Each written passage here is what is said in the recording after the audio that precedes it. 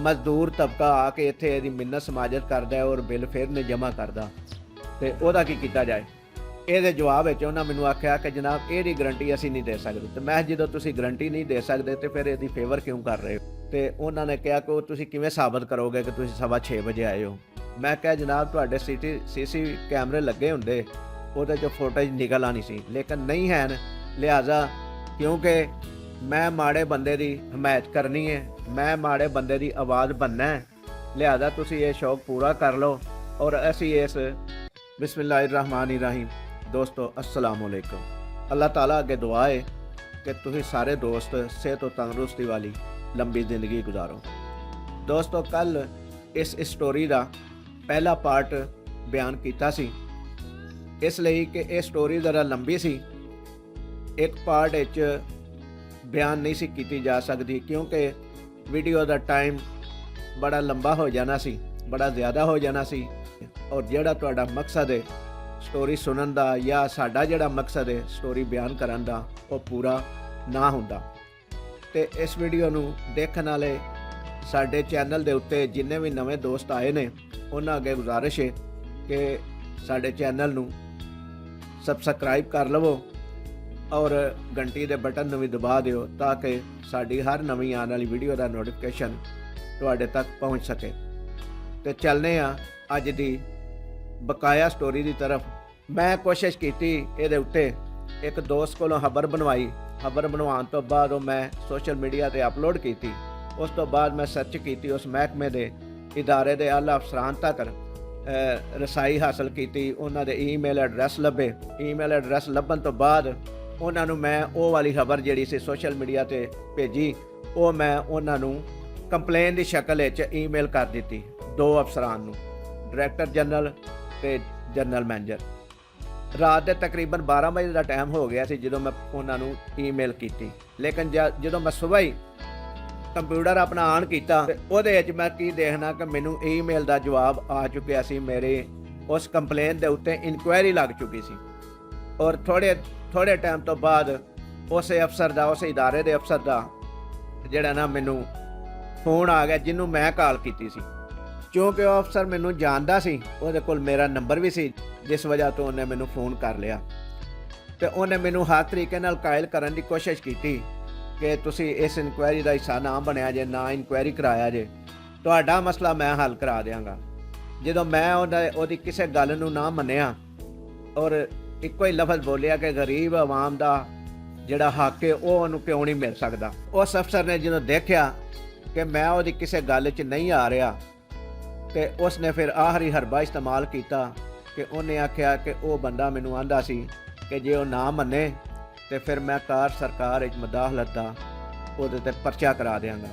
तो जिस तरह ही उन्हें मैनू धमकी लाई तो मैं उन्होंने कहा कि जनाब तुसी ये अपना जिहड़ा फर्ज है ना पूरा कर लो परचा कराने वाला, क्योंकि मैं माड़े बंदे की हमायत करनी है, मैं माड़े बंदे की आवाज़ बनना है, लिहाजा तुसी ये शौक पूरा कर लो और असी इस परचे नूं फेस करांगे अल्लाह दे फजलो करम दे नाल। मेरा ये जवाब सुनने तो बाद उन्हें फ़ोन बंद कर दिता। कुछ टाइम गुजरिया तो मैनू उन्होंने इंक्वायरी टीम जिहड़ी सी जिन्हें आके इंक्वायरी करनी सी, जिहदे मैं कंप्लेन की सी, उस टीम का मैनू फ़ोन आ गया तो उन्होंने मैनू कहा कि जनाब तुसी इंक्वायरी का हिस्सा बनना चाहते हो या तुहाडे कोल टाइम है वे जिहड़ी तुहां कंप्लेन की है ਉਹਦੇ इंक्वायरी करानी चाहते हो। तो मैं उन्होंने कहा कि जनाब जरूर करवानी चाहते हैं, इसलिए जिहड़ा ये बंदा गरीब लोगों को दुदकार देंदा है या उन्हां दी ज़रूरत जिहड़ी है वो पूरी नहीं करता, बिल की शक्ल जमा नहीं करता, ਉਹਦੀ सदा उन्होंने लाजमी मिलनी चाहिए है। जो फोन आया तो उस तो बाद मैं थोड़ी जी मुख्तसर करना वा गुफ्तगू, क्योंकि वीडियो का टाइम बड़ा ज़्यादा हो गया है और तुसी लोग हो सकता है मेरी इस वीडियो नूं मुकम्मल ना सुनो और जिहड़ा मकसद है तुहाडा सुनन दा या मेरा जिहड़ा मकसद है वीडियो बनाने दा वो पूरा शायद ना हो सके। इसलिए मैं चाहना वा कि मैं शार्ट लफ्ज़ां दे विच तुहानूं समझा दियां। इंक्वायरी टीम आई, इंक्वायरी टीम नूं जिहड़ियां चीज़ां की जरूरत सी या मैनूं पता सी कि यह चीज़ां चाहीदियां ने, उन्हां चीज़ां दे मैं प्रिंट भी लै चुकिया सां ਕਿਉਂਕਿ ਇਦਾਰੇ ਦੀ ਵੈਬਸਾਈਟ ਤੋਂ ਜਿਹੜਾ ਉਹਨਾਂ ਦਾ ਜ਼ਾਬਤਾ ਅਖਲਾਕ ਸੀ ਜਾਂ ਜਿਹੜਾ ਟਾਈਮਿੰਗ ਸੀ ਇਦਾਰੇ ਦਾ ਸਵੇਰ 9 ਤੋਂ ਰਾਤ 9 ਵਜੇ ਤੱਕ ਦਾ, ਉਹਦਾ ਵੀ ਪ੍ਰਿੰਟ ਸੀ, ਸਾਰਾ ਕੁਝ ਚੀਜ਼ਾਂ। ਔਰ ਜਿਹੜੇ ਮੈਂ ਬਿੱਲ ਜਮ੍ਹਾਂ ਕਰਾਏ ਉਹ ਵੀ ਲੈ ਗਿਆ। ਇਨਕੁਆਇਰੀ ਵਾਲਿਆਂ ਆਖਿਆ ਕਿ ਜਨਾਬ ਤੁਸੀਂ ਹੁਣ ਇਸ ਤਰ੍ਹਾਂ ਦੱਸੋ ਕਿ ਤੁਸੀਂ ਇੱਥੇ ਬਿੱਲ ਜਮ੍ਹਾਂ ਕਦੋਂ ਕਰਾਉਣ ਆਏ ਸੋ, ਕਿਸ ਟਾਈਮ 'ਤੇ ਆਏ ਸੋ। ਪਹਿਲੋਂ ਉਹਨਾਂ ਮੇਰੇ ਕੋਲ ਬਿਆਨ ਹਲਫੀ ਲਿਆ। ਬਿਆਨ ਹਲਫੀ ਲੈਣ ਤੋਂ ਬਾਅਦ ਉਹਨਾਂ ਮੈਨੂੰ ਸਵਾਲ ਕੀਤਾ ਕਿ ਸਾਡਾ ਬੰਦਾ ਜਿਹੜਾ ਉਹ ਇਹ ਆਂਦਾ ਕਿ ਤੁਸੀਂ ਰਾਤ ਦੇ 9 ਵਜੇ ਆਏ ਸੋ। ਅਤੇ ਮੈਂ ਉਹਨਾਂ ਨੂੰ ਦੱਸਿਆ ਕਿ ਜਨਾਬ ਮੈਂ 9 ਵਜੇ ਨਹੀਂ ਸਾਂ ਆਇਆ, ਅਤੇ ਲਿਹਾਜ਼ਾ ਉਸ ਵਕਤ 6:15 ਦਾ ਟਾਈਮ ਸੀ। ਅਤੇ ਉਹਨਾਂ ਨੇ ਕਿਹਾ ਕਿ ਉਹ ਤੁਸੀਂ ਕਿਵੇਂ ਸਾਬਤ ਕਰੋਗੇ ਕਿ ਤੁਸੀਂ 6:15 ਵਜੇ ਆਏ ਹੋ।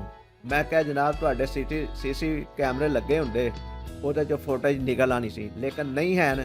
ਲਿਹਾਜ਼ਾ ਮੇਰਾ ਇਹ ਮੋਬਾਈਲ ਹੈ, ਜਦੋਂ ਮੈਂ ਕਾਲ ਕੀਤੀ ਤੁਹਾਡੇ ਇਦਾਰੇ ਦੇ ਜਿਹੜਾ ਇਸ ਵਕਤ ਦਾ ਮੌਜੂਦਾ ਜ਼ਿੰਮੇਦਾਰ ਹੈ, ਅਫਸਰ ਹੈ, ਅਤੇ ਉਹਦੀ ਤੁਸੀਂ ਕਾਲ ਦੇਖ ਸਕਦੇ ਹੋ ਕਿ ਮੈਂ ਉਹਨੂੰ ਕਿਸ ਟਾਈਮ ਕਾਲ ਕੀਤੀ। ਜਦੋਂ ਉਹਨਾਂ ਦੇਖਿਆ ਅਤੇ ਉਹਨਾਂ ਨੇ ਆਖਿਆ ਕਿ ਕਾਲ ਹੀ ਹਾਲੀ, ਅਤੇ ਇਹਦਾ ਟਾਈਮ ਮੈਂ ਇਹਦੀ ਹਿਸਟਰੀ ਦੇਖੋ ਕਿ ਟਾਈਮ ਕਿੰਨਾ ਸੀ। ਉਹ ਸੀ 6:25, ਮੈਂ 6:15 ਆਖਿਆ ਸੀ, ਅਤੇ ਉਹਨਾਂ ਆਖਿਆ 6:25 ਅਤੇ 6:15 10 ਮਿੰਟ ਦਾ ਫਰਕ ਹੈ। ਅਤੇ ਮੈਂ ਕਿਹਾ ਜਨਾਬ 10 ਮਿੰਟ ਦਾ ਫਰਕ ਹੈ ਅਤੇ 9 ਤਾਂ ਨਹੀਂ ਨਾ ਵੱਜੇ। ਲਿਹਾਜ਼ਾ ਉਹਨਾਂ ਆਖਿਆ ਕਿ ਠੀਕ ਹੈ। ਹੁਣ ਮੈਂ ਸਰ ਤੁਸੀਂ 9 ਤੋਂ 9 ਤੱਕ ਬਗੈਰ ਵਕਫੇ ਤੋਂ ਤੁਹਾਡਾ ਇਹ ਬੰਦੇ ਜਿਹੜਾ ਅਮਲਾ ਹੈ ਸੁਬਾਹ ਦਾ ਅਤੇ ਸ਼ਾਮ ਦਾ ਬਿੱਲ ਲੈ ਸਕਦਾ। ਅਤੇ ਉਹਨਾਂ ਆਖਿਆ ਤੁਸੀਂ ਇਹ ਗੱਲ ਕਿਵੇਂ ਕਰਦੇ ਹੋ। ਅਤੇ ਮੈਂ ਉਹਨਾਂ ਨੂੰ ਕਿਹਾ ਜਨਾਬ ਹੈ ਤੁਹਾਡੀ ਵੈਬਸਾਈਟ ਦੇ ਉੱਤੇ ਤੁਹਾਡੀ ਅਪਲੋਡ ਤੁਹਾਂ ਕੀਤਾ ਹੈ ਆਪਣੀ ਵੈਬਸਾਈਟ 'ਤੇ, ਉਹਦਾ ਹੈ ਪ੍ਰਿੰਟ ਹੈ, ਦੇਖ ਲਵੋ ਕਿ ਇਹਦੇ 'ਚ ਲਿਖਿਆ ਸਾਰਾ ਕੁਝ। ਅਤੇ ਫਿਰ ਉਹਨਾਂ ਆਖਿਆ ਕਿ ਸਾਡਾ ਬੰਦਾ ਕਹਿੰਦਾ ਕਿ ਤੁਹਾਡੇ ਬਿੱਲ ਦੇ ਪੈਸੇ ਬੜੇ ਜ਼ਿਆਦਾ ਸਨ, ਬੜੀ ਵੱਡੀ ਰਕਮ ਸੀ, ਜਿਹਦੀ ਵਜ੍ਹਾ ਤੋਂ ਮੈਂ ਬਿੱਲ ਨਹੀਂ ਸਾਂ ਲੈ ਸਕਿਆ। ਅਤੇ ਮੈਂ ਉਹਨਾਂ ਨੂੰ ਬਿੱਲ ਦੀਆਂ ਰਸੀਦਾਂ ਵੀ ਦਿਖਾਈਆਂ। ਉਹ 220 ਰੁਪਏ ਦਾ ਇੱਕ ਬਿੱਲ ਸੀ। ਅਤੇ ਉਹਨਾਂ ਆਖਿਆ ਇਹ ਹੀ ਬਿੱਲ ਸੀ ਤੁਹਾਡਾ। ਮੈਂ ਕਿਹਾ ਜੀ ਜਨਾਬ ਇਹ ਹੀ ਸੀ ਬਿੱਲ। ਅਤੇ ਆਂਦੇ ਨੇ ਕਿ ਇਹ ਬੰਦਾ ਸਾਡਾ ਫਿਰ ਗਲਤ ਬਿਆਨੀ ਕਰ ਰਿਹਾ। ਉਸੇ ਦੌਰਾਨ ਹੀ ਜਨਾਬ ਚੰਦ ਇੱਕ ਮੁਅੱਜ਼ਜ਼ ਸ਼ਹਿਰੀ ਆ ਗਏ, ਆ ਕੇ ਮੇਰੇ ਤਲਕ ਵਾਲੇ ਸਨ। ਮੈਨੂੰ ਆ ਕੇ ਉਹਨਾਂ ਜਨਾਬ ਫੋਰਸ ਕਰਨਾ ਸ਼ੁਰੂ ਕੀਤਾ। ਇਨਕੁਆਇਰੀ ਮੁਕੰਮਲ ਹੋ ਗਈ ਅਤੇ ਉਹਨਾਂ ਮੈਨੂੰ ਫੋਰਸ ਕੀਤਾ ਕਿ ਇਸ ਬੰਦੇ ਨੂੰ ਤੁਸੀਂ ਮਾफ़ੀ ਦੇ ਦਿਓ, ਕਿਉਂਕਿ ਇਹਦੀ ਨੌਕਰੀ ਦਾ ਮਸਲਾ ਬਣ ਜਾਏਗਾ, ਇਹਦੇ ਬੱਚਿਆਂ ਦੀ ਰੋਟੀ ਦਾ ਮਸਲਾ ਬਣ ਜਾਏਗਾ। ਲੇਕਿਨ ਮੈਂ ਕਿਹਾ ਉਹਨਾਂ ਨੂੰ ਜਵਾਬ ਵਿੱਚ ਕਿ ਜਨਾਬ ਜਿਹੜੇ ਰੋਜ਼ਾਨਾ ਮਜ਼ਦੂਰ ਤਬਕਾ ਆ ਕੇ ਇੱਥੇ ਇਹਦੀ ਮਿੰਨਤ ਸਮਾਜਤ ਕਰਦਾ ਹੈ ਔਰ ਬਿੱਲ ਫਿਰ ਨਹੀਂ ਜਮ੍ਹਾਂ ਕਰਦਾ, ਅਤੇ ਉਹਦਾ ਕੀ ਕੀਤਾ ਜਾਏ। ਇਹਦੇ ਜਵਾਬ ਵਿੱਚ ਉਹਨਾਂ ਮੈਨੂੰ ਆਖਿਆ ਕਿ ਜਨਾਬ ਇਹਦੀ ਗਰੰਟੀ ਅਸੀਂ ਨਹੀਂ ਦੇ ਸਕਦੇ। ਅਤੇ ਮੈਂ ਜਦੋਂ ਤੁਸੀਂ ਗਰੰਟੀ ਨਹੀਂ ਦੇ ਸਕਦੇ ਤਾਂ ਫਿਰ ਇਹਦੀ ਫੇਵਰ ਕਿਉਂ ਕਰ ਰਹੇ ਹੋ। ਉਹਦੀ ਵਜ੍ਹਾ ਸਿਰਫ ਇੰਨੀ ਕੁ ਹੈ ਕਿ ਇਹਦੀ ਨੌਕਰੀ ਨਾ ਖਤਮ ਹੋਵੇ। ਇਨਕੁਆਇਰੀ ਅਫਸਰਾਂ ਨੇ ਮੈਨੂੰ ਫਿਰ ਕਿਹਾ ਕਿ ਜਨਾਬ ਤੁਸੀਂ ਅਗਰ ਮਾफ़ ਵੀ ਕਰ ਦਿਓਗੇ ਅਤੇ ਲੇਕਿਨ ਉਹ ਸਾਡੀ ਸਵਾਬਦੀਦ ਦੇ ਉੱਤੇ ਵੇ ਕਿ ਅਸੀਂ ਇਹਨੂੰ ਮਾफ़ ਕਰਨੇ ਆ ਕਿ ਨਹੀਂ। ਇਹ ਬੰਦਾ ਸਾਡੇ ਮਹਿਕਮੇ 'ਚੋਂ ਤਨਖਾਹ ਵੀ ਲੈਂਦਾ ਅਤੇ ਲੇਕਿਨ ਮਹਿਕਮੇ ਦਾ ਫਾਇਦਾ ਵੀ ਨਹੀਂ ਕਰਦਾ ਪਿਆ, ਆਵਾਮ ਦਾ ਵੀ ਨੁਕਸਾਨ ਕਰਦਾ। ਇਹ ਸਾਡਾ ਮਸਲਾ ਹੈ ਕਿ ਅਸੀਂ ਇਹਦੀ ਸਜ਼ਾ ਦਿੰਦੇ ਹਾਂ ਜਾਂ ਛੱਡ ਦਿੰਦੇ ਹਾਂ। ਹੁਣ ਤੁਹਾਡਾ ਅਮਲ ਤਾਂ ਹੱਲ ਕੋਈ ਨਹੀਂ ਹੈ, ਕਿਉਂਕਿ ਤੁਹਾਂ ਇਨਕੁਆਇਰੀ ਦੇ ਵਿੱਚ ਆਪਣੇ ਐਲੀਗੇਸ਼ਨ ਜਿਹੜੇ ਸਨ ਉਹ ਪ੍ਰੂਫ ਕਰ ਦਿੱਤੇ ਨੇ। ਲਿਹਾਜ਼ਾ ਇੰਨੀ ਕੋਈ ਗੱਲ ਸੁਣਾਉਣ ਦਾ ਮਕਸਦ ਇਹ ਵੇ ਕਿ ਸਾਡੇ ਮੁਆਸ਼ਰੇ ਦੇ ਮੁਅੱਜ਼ਜ਼ ਸ਼ਹਿਰੀ ਜਿਹੜੇ ਚਾਹੁੰਦੇ ਨੇ ਕਿ ਗਲਤ ਨਾ ਹੋਵੇ, ਇਦਾਰੇ ਸਹੀ ਚੱਲਣ ਔਰ ਮਾੜੇ ਬੰਦੇ ਦੀ ਫੇਵਰ ਦੀ ਵੀ ਗੱਲ ਕਰਦੇ ਨੇ।